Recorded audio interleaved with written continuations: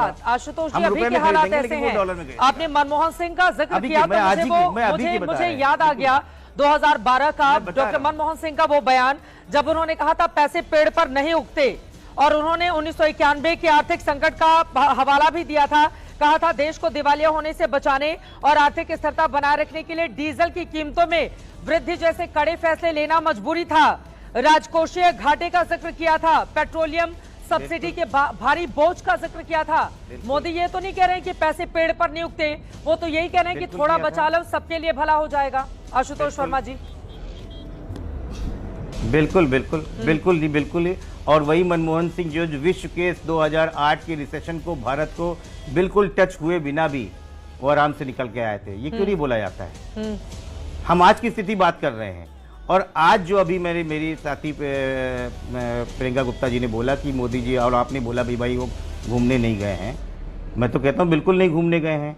पिछले 10 सालों में मोदी जी ने 99 और प्लस 5 देशों की फिर चल रही है, 104 विदेशी यात्राएं करी हैं।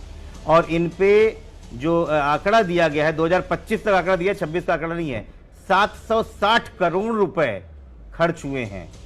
तो अगर आपकी यात्राओं के बाद डॉलर 60 रुपए से 95 आ जाता है, हिंदुस्तान में बार बार जो है कुर्बानी मांगी जाती है, तो क्यों जा रहे हैं आप?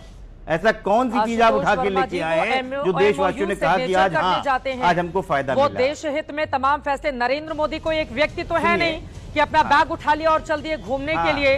नरेंद्र मोदी भारत जैसे सबसे बड़े लोकतंत्र के प्रधानमंत्री हैं। आज ही जिसका मैंने जिक्र किया यूएई को लेकर, आज ही यूएई की ओर से ये ऐलान किया गया है, 5 अरब डॉलर निवेश का ऐलान किया गया है। मोदी वहां पर गए हैं तो निवेश का ऐलान किया गया, आशुतोष वर्मा जी। और ऐसा तो है नहीं कि ये वाला निवेश पीएम हाउस में जाएगा, ये तो देश के अलग अलग सेक्टर में निवेश किया जा रहा है ना आशुतोष वर्मा जी।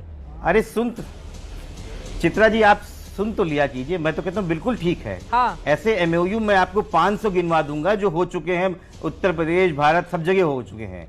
और यही अभी पिछली जो कॉन्फ्रेंस थी जहां पे डोनाल्ड ट्रंप आने था, तब तो उन्होंने कहा हम वीडियो कॉन्फ्रेंसिंग से बैठ लेंगे, क्योंकि आंख से आंख नहीं मिला पा रहे थे। लेकिन आज वो घूमने चले गए हैं, क्योंकि वो देश के नाम बता दिए ना, कुर्बानी तुम दो मैं निकल रहा हूं। जैसे नोटबंदी में कुर्बानी तुम निकलो, मैं जा रहा हूं जापान, तुम देख लो अपना। कब तक ये देश वाले कुर्बानी दे दे के इस तरीके से पीसते रहेंगे? एक बड़ा वर्ग तैयार हो गया इस देश में, निम्न मध्यम वर्ग। मध्यम वर्ग में भी निम्न मध्यम वर्ग हो गया है, जिसके पास अपनी इज्जत बचाने के लिए, अपने बच्चों की पढ़ाई बचा करने के लिए उतने ही पैसे हैं जो 29 तारीख को खत्म हो जाते हैं। अगर 1 तारीख को सैलरी नहीं आई ना, तो वो किसी के नहीं भक्त रहे।